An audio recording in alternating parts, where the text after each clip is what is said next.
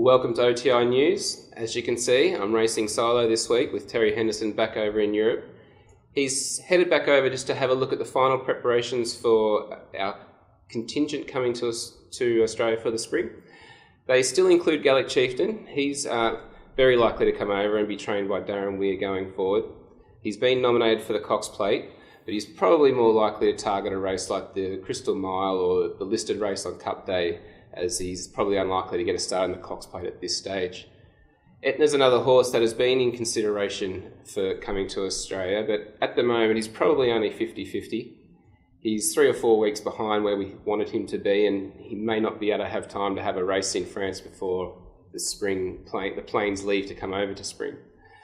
So we're just considering him at the moment, but I'd say 50-50 at best to come. He'd probably stay with Nicholas Clement for another year. Grey Lion is a certainty to head out to Australia. He disappointed on Sunday night. Sat up on the pace in his race at Deauville, but faded the last 200 metres and finished 2 or 3 lengths off the place getters, which was disappointing for his first run for our owners. Terry was at Deauville. He was very happy with the horse's condition, but he didn't perform on the day with that shifting surface. Terry also headed to Clairefontaine last night and watched Macatorix, the son of Macfie, who's flying in both New Zealand and in Europe as a stallion.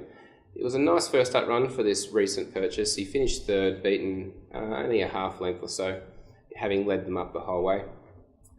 It was great news last night with Testimonio winning at Brighton for Luca Kamani and his owners. It was probably a moderate affair, to be honest, but he can only beat what's put in front of you, and he did that well, and we'll look to step him up in grade and journey. He was over 2,000 metres last night, but probably needs further still.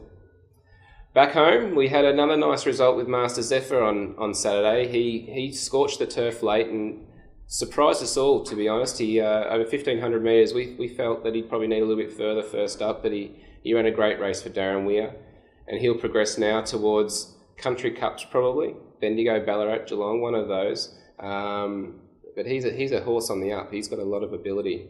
Unfortunately, on the same day, Au Revoir and Pembley disappointed, but there are excuses for both, and we'll try them again next time. This week, our focus is on Australian racing, with Azurite at Sandown on Wednesday, Street Boy and Osteria at Geelong on Friday, all taking part. But the racing really heats up on Saturday at Caulfield, which is Memsie Stakes Day. But for us, it's all about the listed Heatherly Handicap. Tallship and Nordic Flight are both second up, and they'll have taken great improvement from their first up run. And Tom Melbourne will make his seasonal reappearance, having had 2 good trials. This is the very exciting Albury Cup winner from March. He's got untapped ability, and he could be anything if his racing manners are shown to have improved from that preparation. It's very exciting. Mandawi is also set to resume in the 1,400 metre open handicap. He ran 3rd in the Geelong Cup last spring, and we're hopeful that he can recapture that form and produce a similar effort this time in. Well, that's all from us this week. Good luck if you're having a punt. We're not a punting stable, but good luck if you are. And we look forward to some good results and an exciting spring ahead.